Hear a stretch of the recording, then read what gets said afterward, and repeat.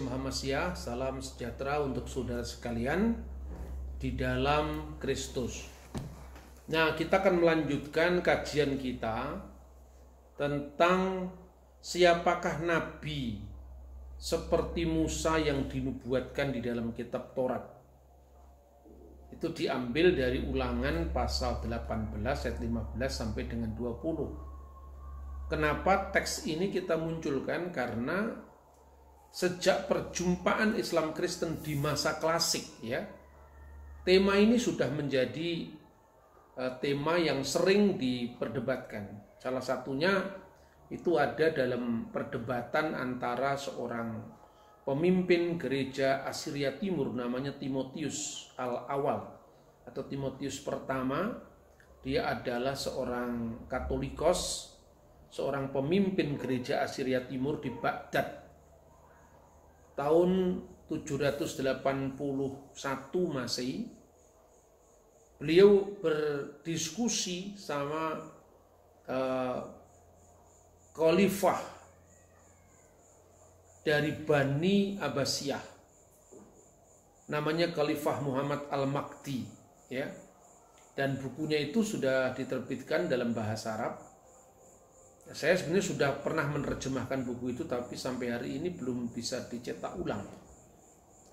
Ya, tapi sebelum kita berbicara tentang siapakah nabi yang dijanjikan Musa, dan biasanya banyak tafsiran dari teman-teman polemikus Muslim itu adalah Nabi Muhammad.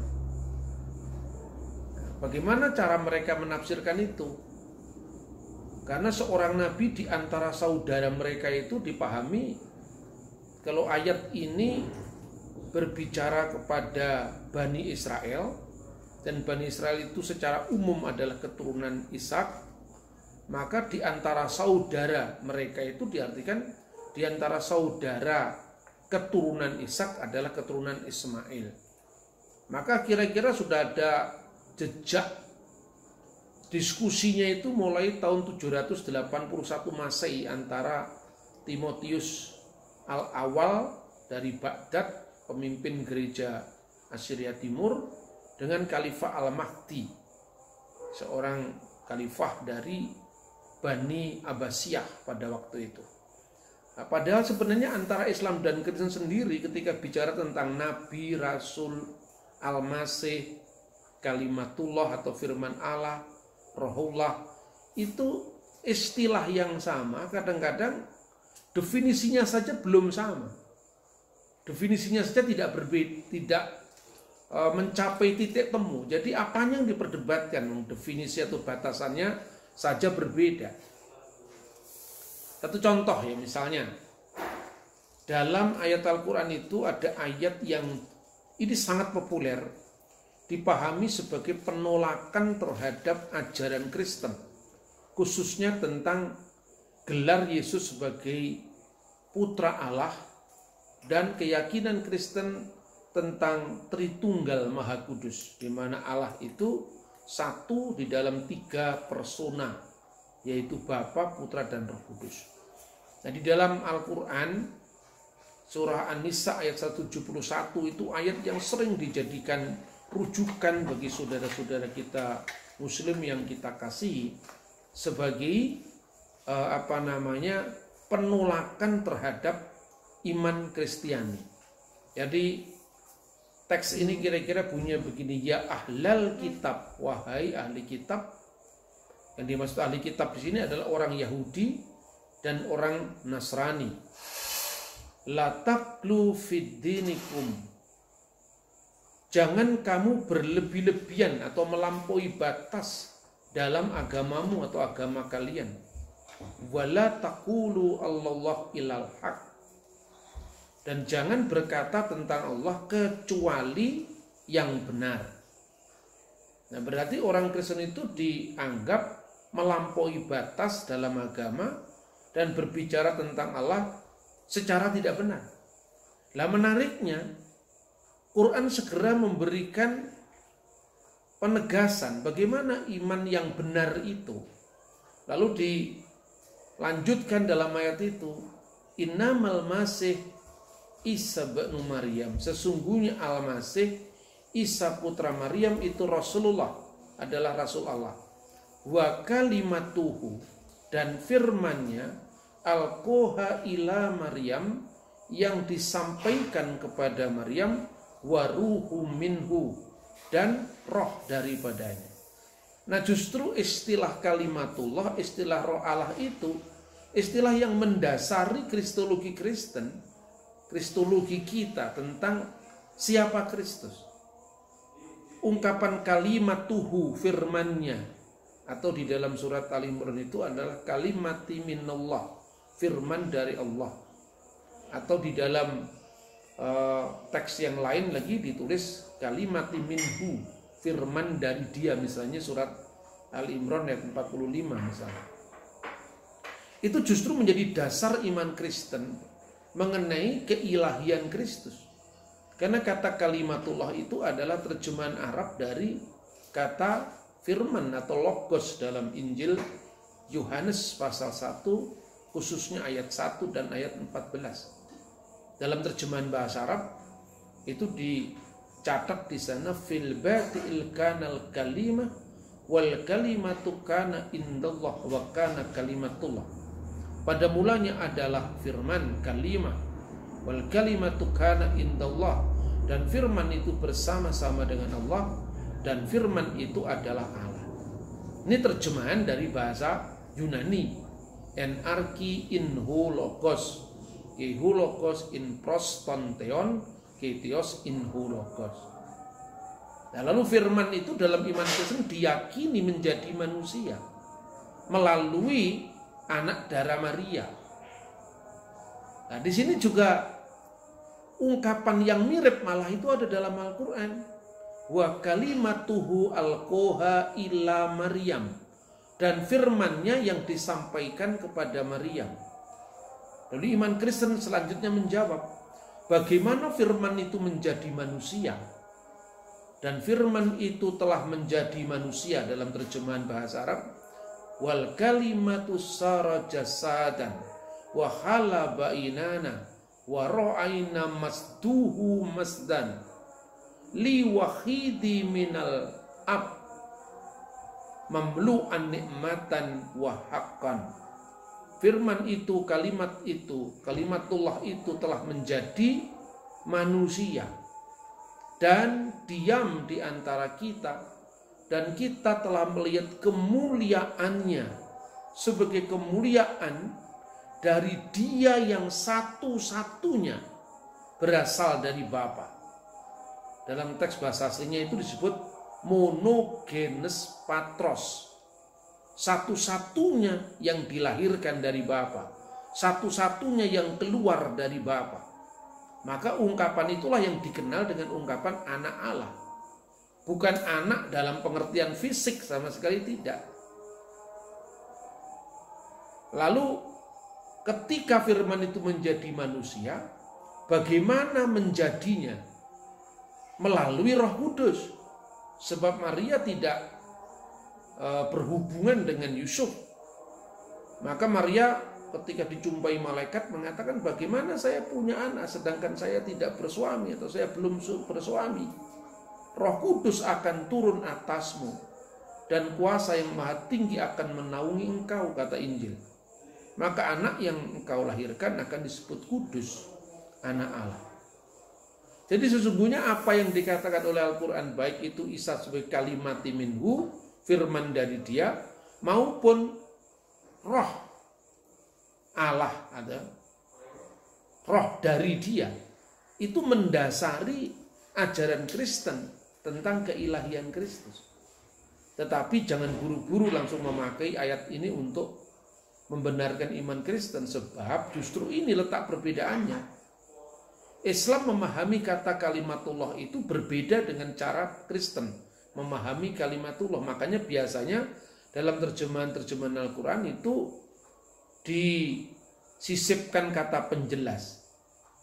Memberi kabar gembira kepadamu Maryam, misalnya surat Al-Imran 45, dengan lahirnya anak yang diciptakan oleh firman dari Dia. Jadi firman ini dalam Islam dipahami sebagai kalam takwiniyah, atau firman akibat dari atau efek dari firman Allah. Nah, saya kira itu tidak usah diperdebatkan karena memang teologinya berbeda-beda. Tetapi artinya gini, kesalahpahaman harus diluruskan. Ketika orang Kristen mengatakan Yesus itu anak Allah, sama sekali tidak mengatakan Allah itu beranak dan diperanakkan secara fisik. Nah, padahal ini yang menjadi sumber salah paham selama berabad-abad. Setelah Quran memberikan ulasan tentang siapakah Isa, putra Maryam itu sebagai firman Allah, firman dari Dia yang diberikan kepada Maryam. Lalu Quran memberikan ulasan berikutnya. Wa aminu billahi fa aminu billahi, maka berimanlah kepada Allah, wa rusulihi, dan rasul-rasulnya. Di sini istilah rasul dipakai. Dalam iman Kristen rasul juga dipakai, tapi maknanya nanti kita mesti telisik dulu apakah sama apa tidak. Kadang-kadang satu kata atau satu istilah dikenal dalam dua agama tapi dimaknai dengan makna yang berbeda. Kadang-kadang prinsip yang sama diungkapkan dengan kata-kata yang berbeda-beda. Lah ini harus diurai dalam dialog. Bukan seperti orang buta sama buta menuntun orang lain ya jatuh ke dalam lubang. Karena apa? Karena dia sendiri tidak memahami apa yang dia sampaikan. Dia mendesakkan klaimnya tentang agamanya, padahal orang yang dituduh seperti itu tidak ada. Sama seperti dikatakan, berimanlah kepada Allah dan kepada Rasulnya. Ya semua agama beriman kepada Allah, kepada Rasul. Tapi Rasul itu apa maknanya dulu? Kan gitu kan? Wala tahulu thalatha. Dan jangan kamu mengatakan tiga. Jangan kamu mengatakan Allah itu tiga. Nah, ini juga harus diklarifikasi dulu. Apakah benar orang Kristen mempercayai Tritunggal itu dalam makna tiga Tuhan yang terpisah? Kan bukan itu. Kalau kita memahami ajaran iman Kristen secara benar, tidak pernah Tritunggal tiga yang terpisah. Karena jelas-jelas dalam bahasa Bapak Gereja itu diskresi non separatif, distingsi non divisi. Jadi oknum atau pribadi itu bukan pribadi yang terpisah 1, 2, 3 jejer-jejer yang satu dengan yang lain terpisah, berbeda tapi tidak terpisah. Bapak-bapak gereja sering menggunakan perumpamaan seperti matahari. Itu tidak sepenuhnya sama, wong matahari itu benda langit. Seperti Mar Efraim sang kecapi Roh Kudus. Mar Efraim dari Syria. Dia mengumpamakan seperti matahari, sinar matahari dan panas matahari. Memang panas matahari dengan sinar matahari itu beda. Satunya dirasakan, tidak dilihat. Satunya dilihat, kan gitu kan? Terang itu kan dilihat. Tapi panas kan hanya bisa dirasakan, nggak bisa dilihat. Baik terang maupun panas matahari itu dibedakan. Tetapi tidak bisa dipisahkan, dia adanya di dalam satu matahari itu. Begitu juga seperti roh manusia dalam diri manusia. Berbeda dengan pikiran manusia yang dalam diri manusia. Tetapi baik pikiran maupun roh itu berada dalam diri manusia yang satu. Bapa itu adalah wujud Allah, eksistensi Allah. Putra itu adalah firman-Nya Allah. Roh Kudus itu rohnya Allah. Kenapa disebutnya? Karena wujudnya hanya satu. Itulah Tritunggal. Jadi tidak pernah Tritunggal itu dibayangkan tiga Tuhan yang terpisah. Nah itu ironisnya orang-orang Kristen sendiri tidak paham agamanya. Makanya coba lihat itu banyak sekali apologet-apologet di internet itu. Tapi itu orang buta yang nuntun orang buta. Mereka mengatakan misalnya pernah saya temui itu. Kalau Bapa itu bukan putra, putra bukan Bapa. Itu kan tidak ekat. Apa hubungannya ekat dengan Bapa bukan putra, putra bukan Bapa? Pikiran saya bukan roh saya bukan pikiran saya. Tetapi apakah saya itu tidak ekat dalam diri saya? Kan gitu mestinya. Kedua, bagaimana dikatakan duduk di sebelah kanan Allah? Ini lebih awam lagi. Ungkapan duduk di sebelah Allah itu bukan ungkapan harafiah yang berarti fisik. Nah ini loh kadang-kadang Iman itu timbul dari pendengaran, dan pendengaran itu atas sabda Kristus. Lah kalau pendengarannya kabur seperti ini, maka ada orang yang percaya. Kan seperti itu. Nah makanya kita perlu mengurai dulu batasannya, definisinya. Wala tahulu salata. Jangan mengatakan Allah itu tiga. Tidak ada dalam ajaran Kristen yang mengatakan Tritunggal itu tiga Allah. Itu tidak pernah ada. Selalu Tritunggal itu diakhiri dengan Allah yang esa. Makanya di gereja timur, ya, gereja ortodok Koptik, Yunani, Syria, Armenia, itu kalau berdoa selalu diawali dengan in the name of the Father and the Son and the Holy Spirit, one true God, Amen. Satu Allah yang benar, amin. Dalam bahasa Arab, Bismillah walibni warahil kutus al ilahu wakid, amin. Penegasan keesaannya itu sangat jelas. Dan itu mau diuraikan secara apapun bisa dipertanggungjawabkan. Kalau orang Kristen itu nyangkal Tritunggal, itu nyatanya dia bukan Kristen, kan dia tidak ngerti ajaran gereja. Orang mengatakan judulnya tidak ada di Alkitab dipersoalkan. Maknanya gagal paham, dia tidak pernah ngerti. Nah terus bersaksi seperti apa yang mau disaksikan? Imannya sendiri disalahpahami, dia malah larut membenarkan yang salah paham. Maka berimanlah kepada Allah dan Rasul-Rasulnya, kata Quran. Dan jangan kalian mengatakan Allah itu tiga. Mestinya kita mengatakan amin, benar Allah itu bukan tiga. Intahu khairul lakum, itu lebih baik bagimu. Lalu ditegaskan, innamallah ilahun wahid. Sesungguhnya Allah itu adalah Tuhan, ilah, sembahan yang satu-satunya, wahid, yang esa. Subhanahu ayyakuna lahu waladun. Sesungguhnya Allah itu maha suci dari dia memiliki seorang anak. Amin. Memang bukan anak secara fisik yang dimaksud itu. Makanya kalau dikatakan dalam pengakuan iman Nikia Konstantinopel itu, aku percaya akan satu Tuhan, Yesus Kristus anak Allah yang tunggal, yang lahir dari Bapa sebelum segala abad. Mana ada orang lahir dari Bapa? Semua kan lahir dari Mama. Berarti kelahiran ini bukan kelahiran fisik seperti yang ditentang oleh ayat-ayat Al-Quran, lam yalid wa lam yulad wa lam yakul lahu kufuwan ahad. Sesungguhnya Allah itu tidak beranak dan tidak diperanakkan, dan tidak sesuatu pun yang setara dengan dia. Amin. Kristen mengakui itu. Subhanahu ayyakuna lahu waladun ma fis samawati wa ma fil ard wa kafa billahi wakil. Kekuasaannya atas langit dan atas bumi, dan cukuplah Allah untuk menjadi pemelihara atas keduanya. Semua ayat Al-Quran ini saya aminkan, karena itu bukan ajaran Kristen yang dituduh di situ. Gitu loh. Nah, kita lanjutkan, karena itu perlu diklarifikasi batasan demi istilah. Istilah demi istilah itu harus clear dulu. Nah, apa sih maknanya Yesus disebut nabi? Sehingga tatkala Nabi Musa menubuatkan seorang nabi di tengah-tengahmu, di antara saudaramu yang seperti aku akan dibangkitkan oleh Tuhan. Nah, Yesus kan bukan nabi, Yesus kan Tuhan. Jadi ayat itu tidak berlaku untuk iman Kristen. Lagi pula dalam Alkitab juga jelas dikatakan Yesus itu nabi. Maka pikirannya Jakir naik, kalau dia sudah nabi berarti bukan Tuhan, kan gitu kan. Ini kan pemaksaan perspektif satu teologi agama untuk menilai agama orang lain yang dia tidak paham. Injil sendiri memang mengatakan betul Yesus disebut nabi.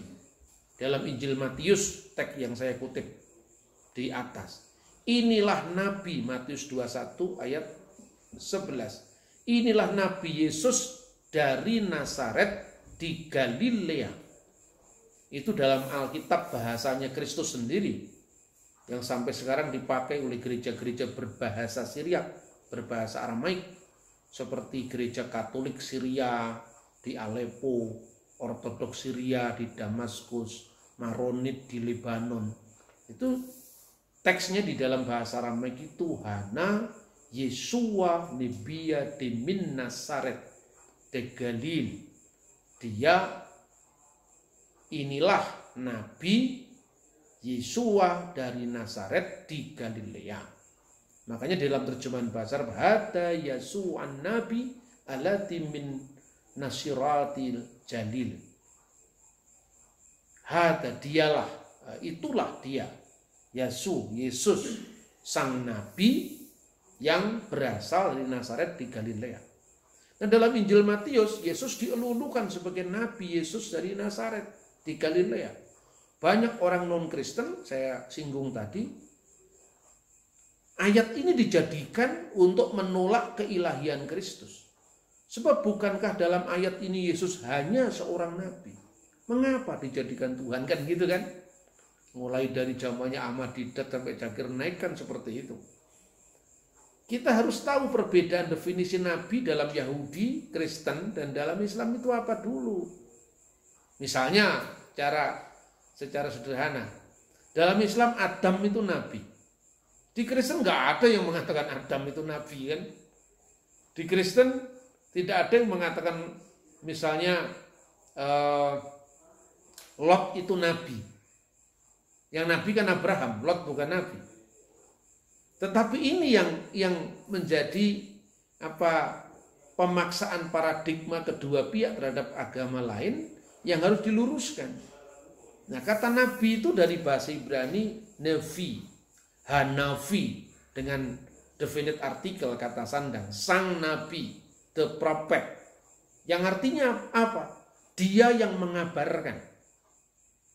Nah, dalam Alkitab nabi juga dikaitkan dengan kata haroeh, sang pelihat, ya, hakoseh, yang artinya juga sang pelihat. Misalnya disebutkan dalam kitab Samuel yang kedua ayat 24 ayat 11. Nah, karena dalam mengabarkan berita Allah itu nabi juga diperlengkapi dengan karunia melihat masa depan. Makanya kita istilahkan nubuat. Peristiwa yang belum terjadi, kalau nabi itu palsu, nubuatnya nggak terjadi kan itu kan. Itu salah satu tesnya nabi itu dari Allah atau bukan. Dari kata Ibrani hanabi itulah maka kita mengenal istilah nevia dalam bahasa Aramaik dan an-nabi dalam bahasa Arab. Sedangkan dalam bahasa Yunani kita mengenal istilah yang sangat berbeda karena memang rumpun bahasa Yunani beda dengan rumpun bahasa Ibrani, Aramaik dan Yunani. Ya, kalau di dalam bahasa Ibrani propetes yang berasal dari pro itu sebelum, pemi itu bicara. Maksudnya juru bicara Allah tentang segala sesuatu sebelum semuanya terjadi. Seperti haroeh dan hakoseh tadi, maknanya propetes itu. Nah, kata nabi terutama dimaksudkan untuk orang-orang yang diutus Tuhan membimbing umatnya. Khususnya dalam sejarah besar penyelamatkan Allah kepada seluruh manusia. Dan rencana Tuhan itu diawali pertama kali ketika Adam dan Hawa jatuh ke dalam dosa.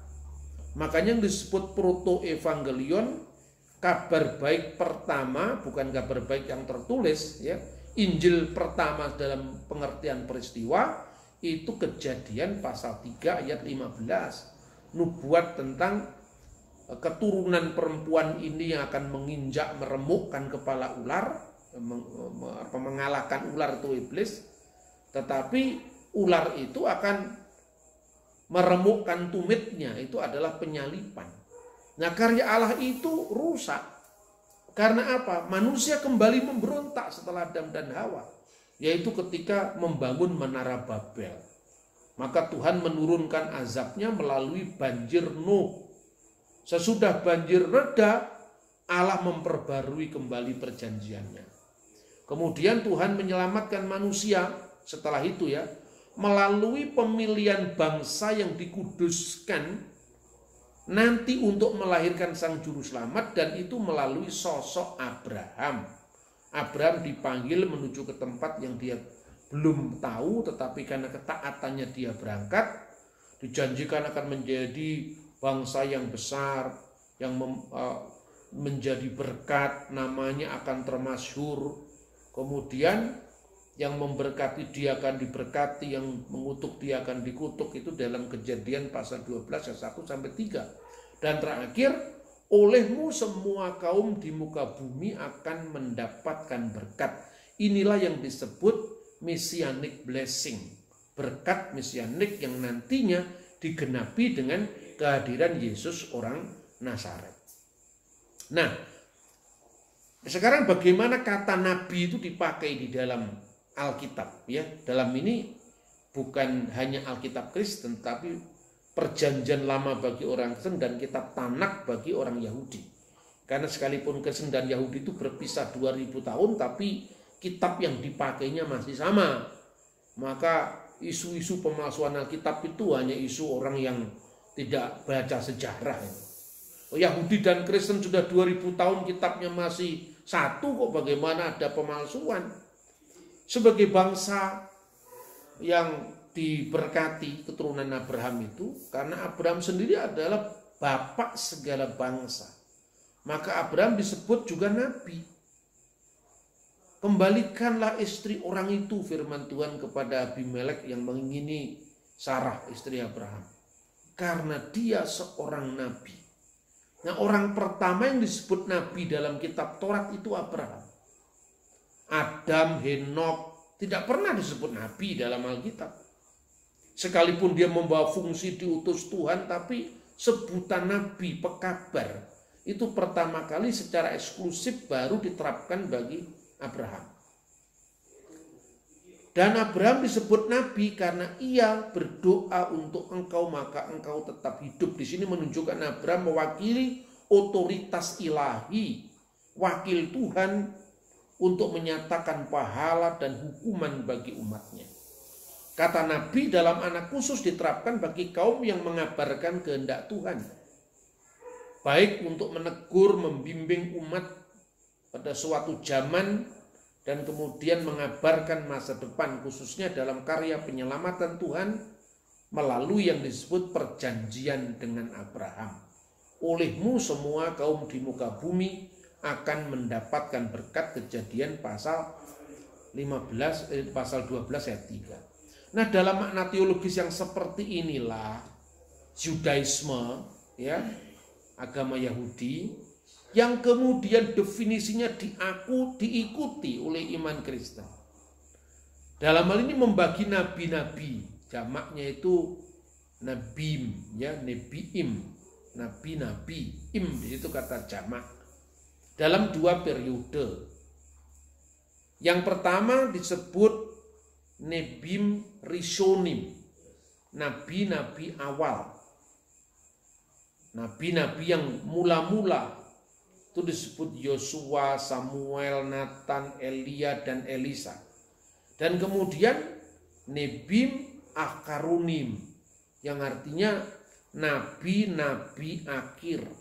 Dan nabi-nabi akhir itu dibagi menjadi nabi-nabi besar, misalnya Daniel, Yehezkiel, itu nabi-nabi besar. Kemudian nabi-nabi kecil yang jumlahnya itu adalah 12. 12 nabi kecil itu Hosea, Amos, Yoel, Yunus, Obadiah, Mika, Habakuk, Nahum, Zefanya, Hagai, Zakaria, dan Maleaki. Itulah nabi-nabi dalam iman Kristen dan Yahudi. Ini berbeda dengan Islam. Lah ini loh, definisinya aja belum sama kok mau memaksakan paradigma. Bagaimana? Dalam Islam itu nabi apa? Rasul apa? Nabi itu hampir sama dengan rasul kalau di Islam. Beda dengan iman Kristen, rasul tidak ada kaitannya dengan nabi. Kan begitu kan? Dalam Islam itu misalnya Adam disebut nabi, Idris itu nabi, Su'eb nabi, Ibrahim, Ismail nabi. Meskipun Ibrahim itu adalah nabi, Abraham itu nabi, tapi fungsinya melebihi dari nabi, maka disebut bapak bangsa atau patriark. Kan gitu kan? Henok itu sebutan dalam Islam itu Idris, kemudian Su'eb itu Yetro, mertuanya Nabi Musa, itu semua disebut nabi. Bahwa mereka mengemban tugas kenabian, ya. Tapi eksklusif nggak pernah disebut itu nabi seperti definisi dalam Alkitab. Nah, menerapkan istilah yang sama dengan makna yang berbeda adalah sumber salah paham dalam dialog Islam Kristen. Rasul itu apa? Dua-duanya menerima wahyu kalau menurut definisi agama Islam. Nabi itu menerima wahyu tidak wajib menyampaikan kepada umat. Kalau rasul itu menerima wahyu dan wajib menyampaikannya kepada umat. Definisi ini sama sekali tidak ada dalam agama Yahudi dan agama Kristen. Yesus disebut juga nabi, betul. Tetapi tentu tidak sama dengan definisi Islam. Menerima wahyu tapi tidak wajib menyampaikan kepada umat. Nah, definisi semacam itu kan muncul setelah munculnya agama Islam kan. Yesus disebut nabi karena apa? Dalam kata hamusyah,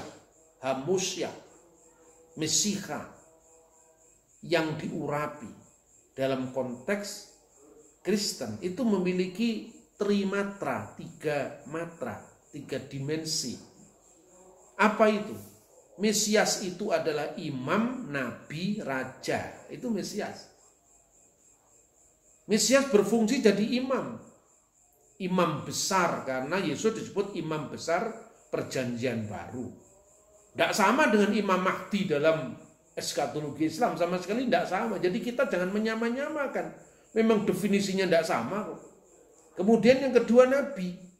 Berarti Mesias itu sendiri juga adalah seorang nabi. Kemudian raja, Mesias adalah seorang raja. Makanya disebutkan dalam Mazmur Daud itu, duduklah kamu di sebelah kananku. Bukan kemudian sebelah kiri Allah, apa Allah terikat oleh ruang dan waktu. Lagi ini itu yang nolak-nolak Trinitas ini. Pengetahuannya pas-pasan, tapi sok gitu loh. Coba perhatikan, pelajari banyak dulu lah. Jangan hanya belajar Kristen saja, pelajari yang lain-lain. Ketika Daud dalam kitab Mazmur atau kitab Jabur 110, Neum Hashem Laduni, firman Tuhan kepada Adonai Tuanku, Seflimini, duduklah di sebelah kananku. Artinya apa? Bukan ini menunjuk arah secara fisik, sama sekali tidak. Ungkapan kanan itu ya, seperti kalau dalam bahasa Indonesia, tangan kanan presiden, apa berarti?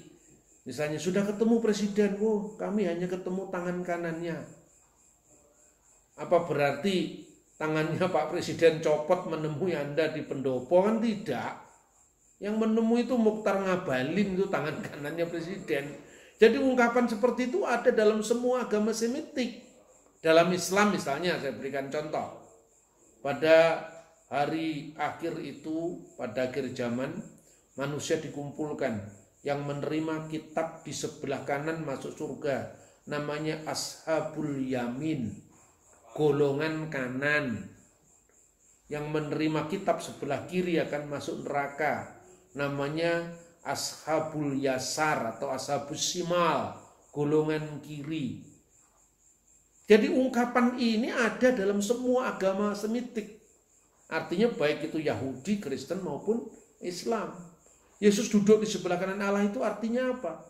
Mesias itu adalah raja yang kekal. Karena itu asalnya gini loh. Bait Allah itu terdiri dari 3 ruangan. Ruangan yang pertama namanya ruangan Maha Kudus. Sebelah kanannya itu istana Daud.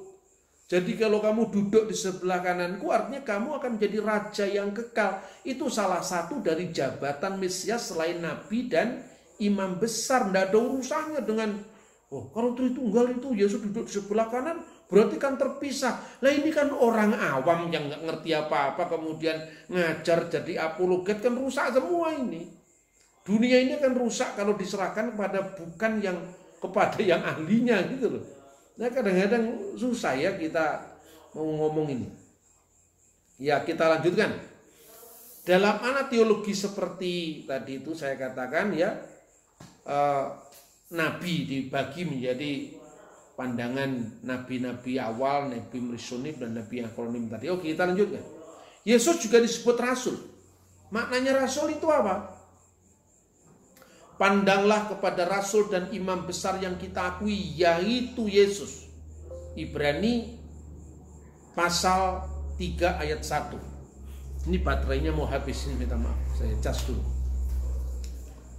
Pandanglah kepada rasul dan imam besar yang kita akui, yaitu Yesus. Dalam bahasa Arab juga disebut rasul di situ. Ta'ammalu Yasua rasul imanina wa ra'is kahannatihi.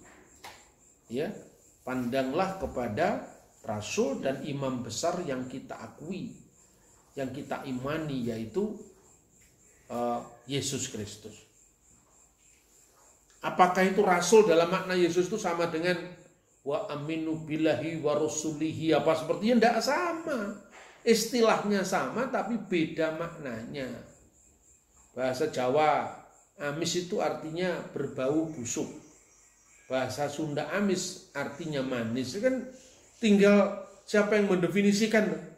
Lalu definisinya aja belum seragam kok mau dialog. Mestinya Yesus itu nabi apa bukan? Nabi dalam makna apa dulu sekarang? Definisikan dulu nabi itu apa menurut kamu dan menurut saya apa gitu loh. Itu dialog yang jujur, bukan menyamanyamakan, ya, tapi dalam konteks persahabatan yang sejati, tidak sama tapi bisa bersama-sama. Nah, di dalam Alkitab baik bahasa Arab maupun bahasa Indonesia, rasul yang diterapkan bagi iman Kristen itu menunjuk kepada 12 murid-murid Yesus. Enggak menunjuk kepada nabi sekaligus rasul, ulul azmi, seperti misalnya nabi ini, bukan itu. Maksudnya, nabi menerima wahyu tidak wajib menyampaikan kepada umat. Rasul menerima wahyu tapi wajib menyampaikan kepada umat. Ya kemudian nggak cocok definisinya. Dia sudah membayangkan bahwa kalau Isa itu nabi sekaligus rasul.